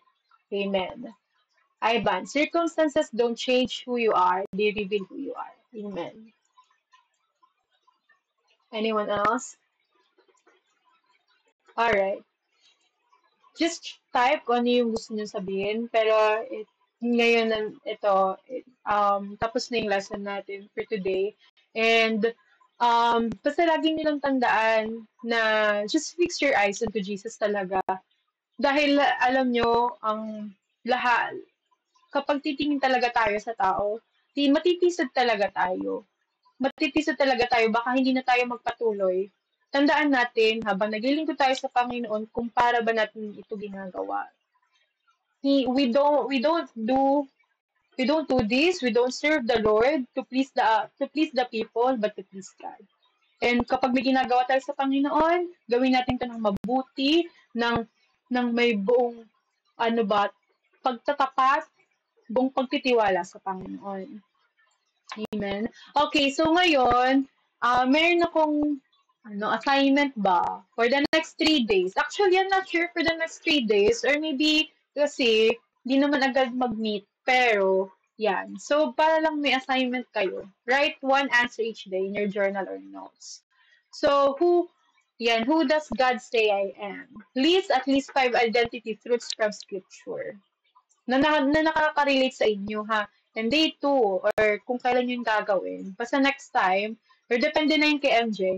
So, day 2, where do I feel pressured to compromise? Be honest. Where do I feel pressured to compromise? Diba, ibig sabihin nun, saan bang area, saan ka ba na-pressure na sometimes na parang gusto mo na lang i-compromise or makagawa na hindi maganda o makompromise mo yung word of God, makompromise mo yung pagiging Christian mo. Yun. Number 3, what's one area I will submit and obey God in, and even when it's hard? Yung katulad din na Daniel, di ba? Saan daw area ng buhay mo na kung saan mahirap mag-submit and obey God, even when it's hard? Kahit gano'n nakahirap. Yun. So, yun yung assignment nating lahat.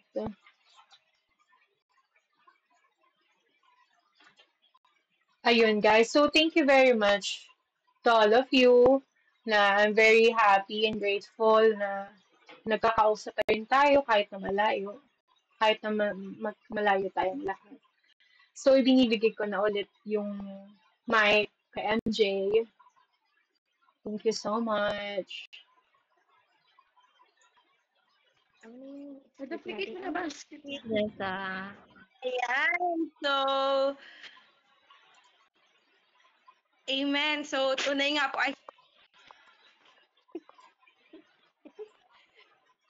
po na nakaka-bless ang mensahe ng Panginoon na ibinahagi po sa atin ni Sister Jessa. Behind po na kahit malayo siya sa atin, still nandyan pa rin siya.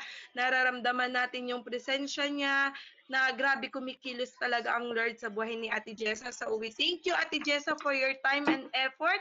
Kahit alam po namin na morning pa lamang, you gave time po para sa amin po, sa music department. So, tunay nga po sa kanyang binahagi na promotion comes from the Lord. So when God promoted you, don't move backward, mga kapatid. So let's seek Him more and more, and don't stop, because we are doing it with the glory of our Lord, not for the man. Okay? Amen po ba, or not for the man? Kaya nga tandaan natin na we should be a faithful servant. Di ba po? Nakikita tayo ng Lord and valid lahat ng ginagawa natin as we focus sa pagsaserve sa Lord. So remember, no one can dictate your identity. Not your friend, not your mother, not your family, not your cousin, not your classmate. Only God can dictate can identify your identity. Amen po ba, Ate Jai? Amen. O, Jai. Amen. Amen. Ayun, tunay nga na nakaka-bless talaga ang mensahe na ibinahagi ni Sister Jessa. So ayun, thank you so much po, Ate Jessa. Thank you so much sa buhay. Thank you sa Lord sa buhay mo. And ayun nga, sa akin, gusto ko lang po i-share yung naging highlight po talaga ng message na ibinahagi ni Sister Jessa na don't look at to yourself. Kasi it's not about us, it's not about you, it's not about me, it's all about God. And whatever we do it for the glory of God. And ginagawa natin ito para sa Panginoon, hindi para sa ating sarili, hindi para sa ating churchmate, mga kapatid. Ginagawa natin ito para sa Panginoon. And yun, ang promotion is nagmumula ito sa Panginoon, and ang lahat ng bagay ay dumadaan talaga sa process. And Kaya don't stop. We have to wait. Nakikita tayo ng Panginoon and we need to go. We can do more and seek God more. And sabi nga, no turning back. Yun lamang po, and Mami nga nag-connect. Huwag mo na kumunik. Ayan. So, thank you po. Huwag mo na kumunik. Wait lang po, humihina po ang aming signal. So, thank you so much po once again, Ate Jessa.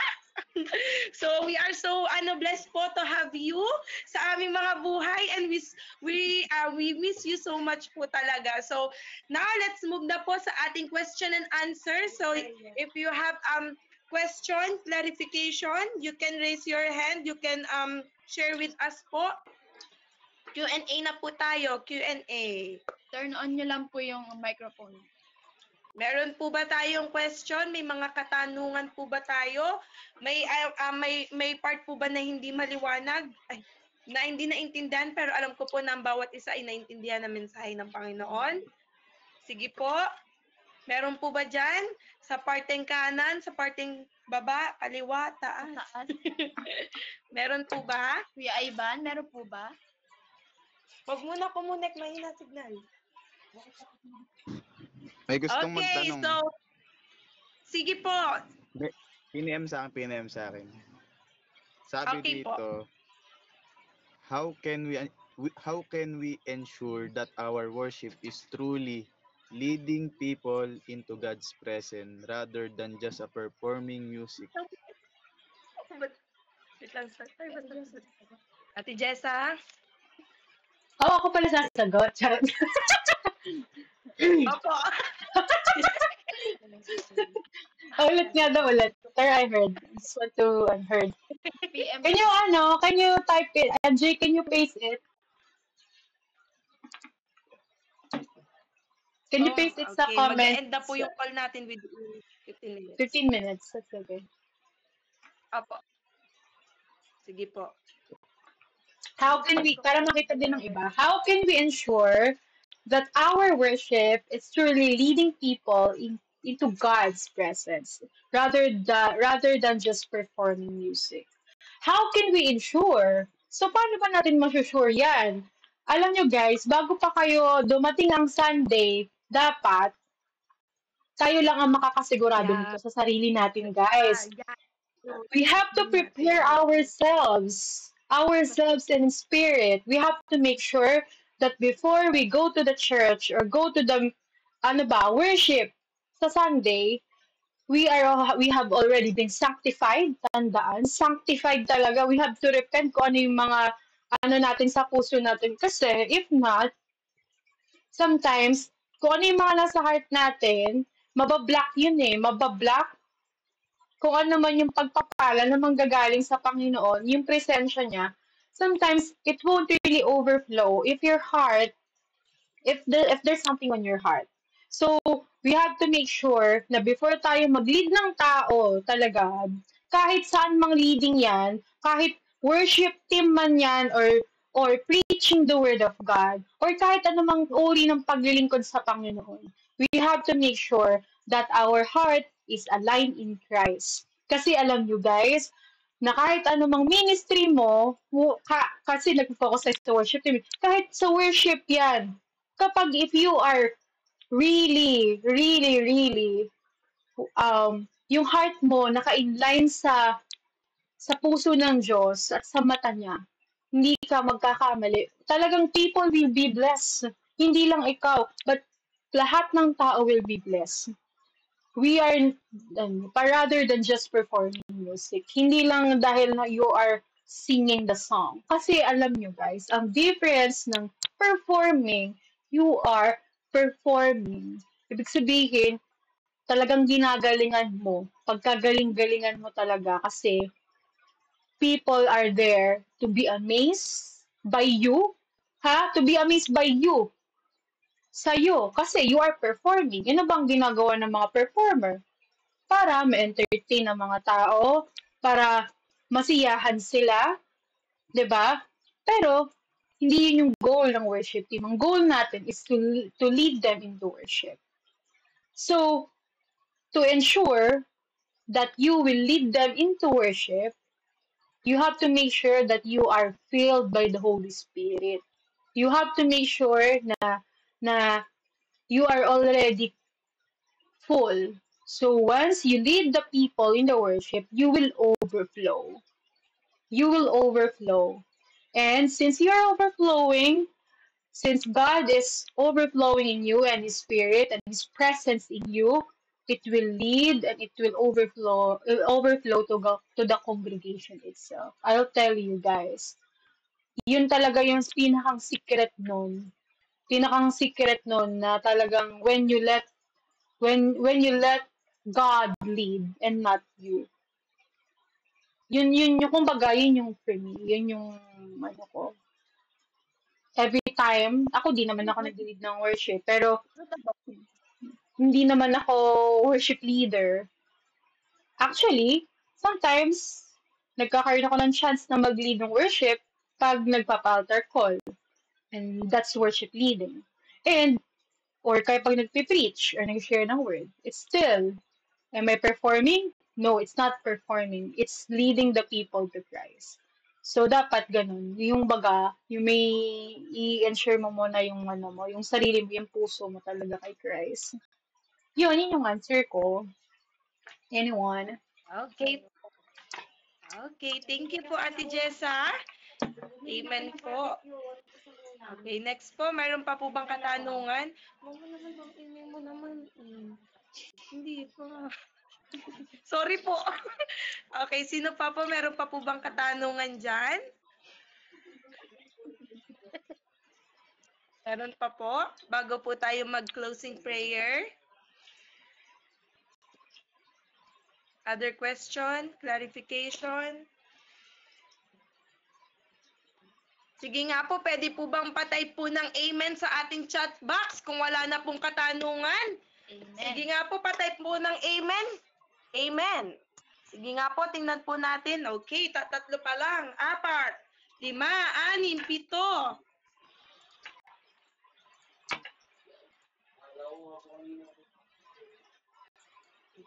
Kung nahihiya pong mag-open ng microphone, pwede rin po nitong chat box.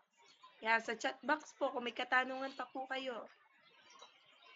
Still, we have 10 minutes pa naman po.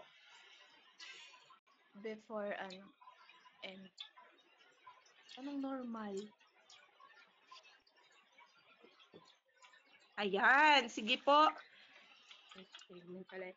Okay, sa tingin ko po wala na pong katanungan dahil ang bawat isa po sa atin ay nakapag-amen na. So, we're done na po sa ating question and answer. Maraming salamat po, Sister Jessa. And ngayon po, tinatawagan ko po si... Next slide po. Normal daw po ba? Meron daw po palang katanungan. Wait lang po. Okay, basahin natin.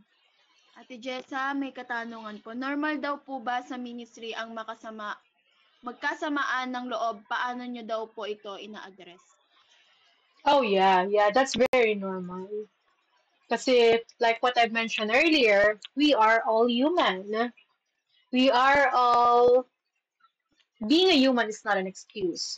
Pero, the reality is, we are all still walking in the, parang, nasa road pa lang tayo ng pagiging holy or righteousness. And sometimes, since we came from different families, we came from different culture, we came from different, paano ba, ganun, may mga differences tayo. Normal na nagkakaroon ng, minsan ng parang, mishaps or misunderstanding. And ako, as a leader, how should I address this? Kung meron akong pagtatampo or nakasamaan ng loob, I have to pray. I need to pray to the Lord na, Lord, can you, parang ano niyo po yung heart ko? Ano po ba yung, parang valid po ba yung nafe-feel ko? Or ano po ba to? Parang papa-search muna sa Lord. You have to pray. And then, nasa ano yun, actually nasa Bible din yan eh. Nasa Corinthians, ano ba yun, Angeline? Pag may nagkamali or something, kailangan pag-usapan. Kailangan i-open mo yun sa leader mo, i-open mo yun sa kung hindi ka man, mas maganda sana kung dun sa tao eh. Kasi kung parehas naman kayong matured, mas okay na dun sa taong nakasamahan mo ng loob, or kung kanino ka na-offend, mas okay na makausap mo siya, na ma-open up mo sa kanya. O kaya if not, you can talk to your leader, and then your leader can talk to that person, and dapat kayong tatlo mag-uusap.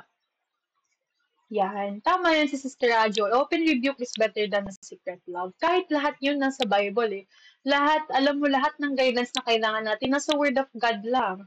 When we read the Word of God. And, yun nga, na better, alam nyo ba, kahit sa isang family, or isang ministry, kahit sa pamilya, kapag meron kang problem sa kapatid mo, or nakasama mo siya ng loob, o kaya kahit mismo mama mo, di ba? Minsan, di naman perfect ang nanay. Minsan, na-hurt din tayo sa mga sinasabi nila. Pero, the way that we can address this, or paano malalaman ng taong yon na nasaktan ka, syempre kailangan mong sabihin. Di ba? Kasi sometimes, may mga times na nakaka-offend tayo ng ibang tao na hindi naman natin alam. So, to be fair, para maging fair ka sa kanya, na hindi na lang basta wag mo siyang papansinin, you have to talk to them. You have to talk to them. You guys have to talk. Parang you have to inform that person na, uy, na-offend ako sa sinabi mo, nasaktan ako dun sa nagawa mo, ganyan, ganyan. And then, dun naman sa tao na makaka-receive ng ganun, be humble ba? Parang, we have to validate na nasaktan natin sila. And na magkaroon tayo ng open mind sa mga ganong pagkakataon na treat that kind of situation as a learning. And alam nyo, sabi nga dito sa lesson, yung katulad nung tanong na yan, that's an example of challenges. At dun sa mga challenges na katulad ng ganyan, doon matetest yung kung sino ka sa Lord. It will reveal who you are. And kumbaga parang you just have to address it. To address it right away in a godly way. Kung ano man yung mas makakabuti. Kapag kasi puno-puno tayo ng sikreto, edi wala nang kaayusan ng ministry. Just tandaan na, ito lagi, tama yung sinasabi ni Ate Jeda. Let us fix our eyes into Jesus talaga. We are all not perfect. Lahat talaga tayo magkakamali. Kahit pa si MJ yan, diba? Kahit siya pa yung pinaka-leader, magkakamali siya. Pero, since hindi naman si Kuya MJ yung pinaglilingkuran natin at ang Lord, diba? We have to fix our eyes into Jesus. If na-offend kayo ni Kuya MJ, for example, you have to talk to him or kung sino man sa team member. Talagang talk lang talaga. Open communication. Guys, hindi lang to nag-apply sa ministry, pati sa mga jowa. Pati sa mga asa-asawa. Sa lahat ng area ng buhay nyo. It really, kailangan. Katulad dyan, kung natatampo ako sa kanya, kailangan ko sabihin sa kanya. Kasi, ang asawa ko ay hindi manghuhula. Pero tayo dapat, bilang Kristiyana, dapat marunong tayong makiramdam. Paano nga kung hindi marunong makiramdam? We have to let them know. Para fair naman. Para magkaroon ng peace. Magkaroon ng Kasi mahirap maglingkod sa Diyos na merong mga sama ng loob. Yun. Kailangan talaga, Huwag nating hayaan ang sama ng loob ang maging dahilan para lumayo tayo sa Kanya. Amen. Hindi perfecto ang bawat isa sa atin. Pero may Panginoon tayong magtuturong, magpatawad at magmahal. Kahit hirap, hindi madali, pero posible kung siya ang sentro. Look straight into Jesus always. Amen. And guys, yun talaga yung sikreto dun. That's all. Thank you, Ajoy. Thank you sa question. Yes, tama po. Thank you po, Ate Jessa, for your answering that question. Sige po, pwede po bang pabuksan po yung camera while we are having our question and answer po, please? Para po si Kuya Ivan po is nakakapag-photo off na po tayo. So, meron pa po bang katanungan? Sa tingin ko po, wala na po kasi nag-next slide na po si Kuya MJ. How about the others po? Meron pa po bang katanungan? Next time na lang Liniel ulit yung po. tanong ko. Sige, tanong ka lang. Kaya lang 2 minutes na lang. Dua ulit ako, wait lang. Ate Jessa, ano daw kung gusto niyong ulam, sabi ni Mama Abel. Gawa lang Ulam? ako ng link. Mamamatay na kasi. Wait lang. Gusto mo lang Ay, ano ba gagawin? May picture ba? Opo, wait Pwede lang bang po, tanggalin before we mo na have yung... our closing prayer po, sige po, pasok muna po tayo sa next link natin. Para ma-continue po natin yung question and answer. Pasok po tayo. Bye po! Pasok po ulit tayo sa another link po na sinend ni Kuya MJ. Para makapag-picture tayo. Sige, okay. Opo, after po ng closing prayer. Ate Jessa, pasok po ulit po tayo. Okay. Bye po.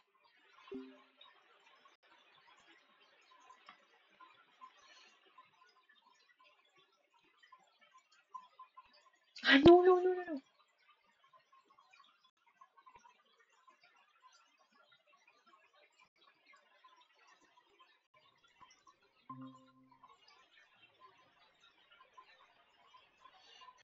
Wala bang filter dito? Alright, so welcome back again to our new link.